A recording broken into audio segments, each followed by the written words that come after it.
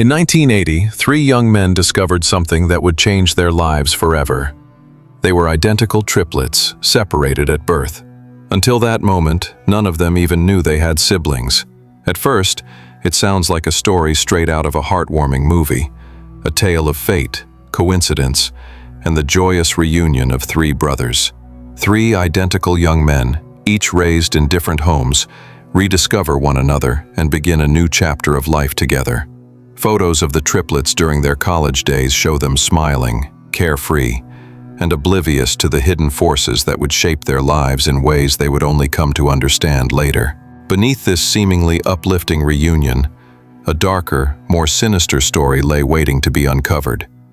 These three young men were not just reunited by chance. They had been the subjects of a covert, unethical psychological experiment. Deliberately separated at birth, they were studied without their knowledge. Their lives were manipulated, their families deceived, all in the name of scientific inquiry. This was no ordinary adoption. It was a study designed to probe the limits of human behavior. The experiment explored the age-old debate in psychology: nature versus nurture. The term nature versus nurture was coined by Francis Galton in the mid-18th century. It questioned whether our behaviors and personalities are primarily shaped by genetics or our environment. In the early 20th century, behaviorism and psychoanalysis dominated psychology. Behaviorism believed behavior was learned through experience, while psychoanalysis suggested it arose from conscious and unconscious thought. Both agreed that nurturing the environment was crucial. However, scientific advancements in the 1960s challenged this notion. Genetics became clearer, suggesting certain behaviors might be inherited. Technological progress allowed researchers to study the human brain more deeply. Identical twins and triplets, separated at birth, provided the perfect experimental model.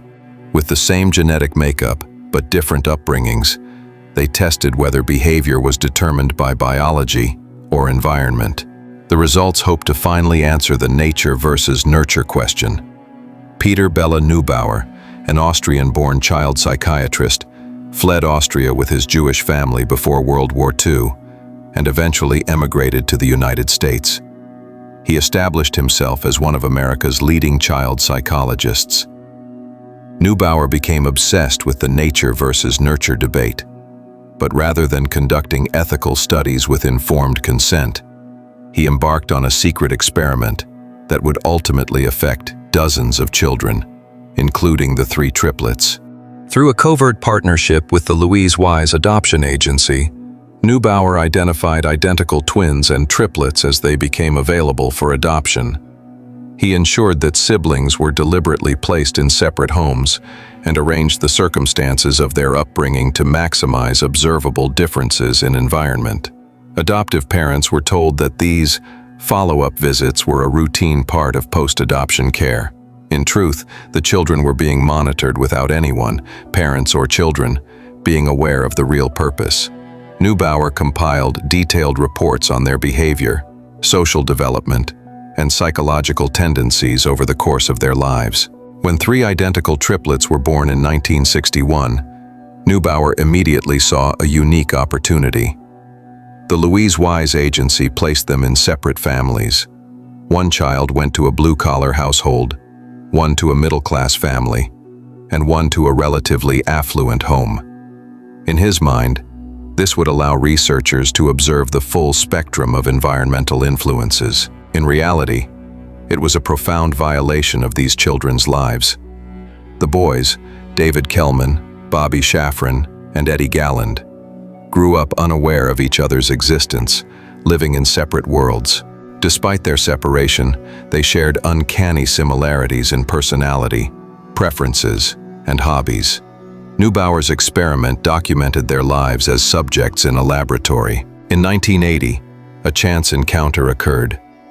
Robert Shafran, a 19-year-old student at Sullivan County Community College in upstate New York, noticed people treating him as though they knew him. Confused, he discovered classmates mistaking him for Eddy Galland, another student. When they met, the resemblance was undeniable. They shared the same birthday, physical features, and mannerisms. Initially fascinated, they soon realized they were triplets. The news of their reunion made headlines across the country.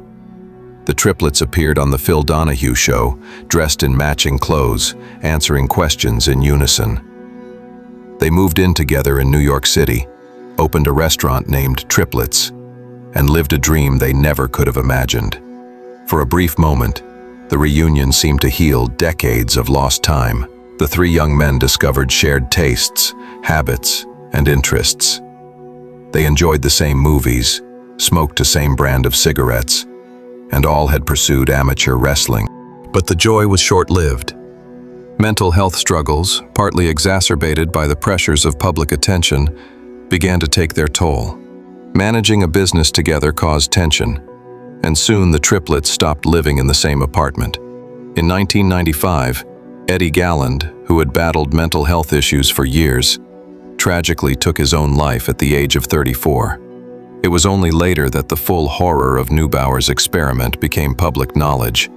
A series of articles, most notably in The New Yorker, revealed that the triplets and dozens of other children had been intentionally separated at birth to facilitate this secret study. The adoptive parents had been deceived, and the children had grown up as unwitting subjects of a psychological experiment that prioritized scientific data over human welfare. The public reaction was one of shock and outrage. How could an experiment like this take place in secret, affecting the lives of innocent children without their knowledge or consent? For the surviving triplets, the revelation brought a complex mix of emotions: anger, betrayal, and sorrow. Bobby Shafran poignantly stated in an interview, "We've been called subjects. We're victims. There's a big difference." Neubauer never published his study, fearing the moral outrage. When he died in 2008, he left the research papers to Yale University, with strict instructions not to release them until 2065. In 2018, the documentary Three Identical Strangers brought the story to a global audience. It detailed the triplets' reunion, happiness, and the sinister nature of Neubauer's experiment. The film won critical acclaim and brought renewed attention to the ethical questions raised by secret psychological studies. The agency's successor issued a public apology, acknowledging their complicity and expressing regret for the lifelong impact on the children.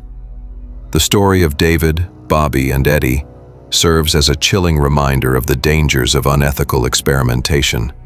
It shows that scientific knowledge can't justify manipulating innocent lives. It also highlights that human behavior is shaped by both genetics and environment. The triplets' similarities suggested an inherited component, while the differences showed the profound influence of upbringing. The answer is not purely nature or nurture. It's a complex interplay of both. If you found this story compelling, shocking, or eye-opening, don't forget to like this video and subscribe for more true crime stories that explore the hidden, unsettling, and often overlooked corners of history. Stay curious and stay safe.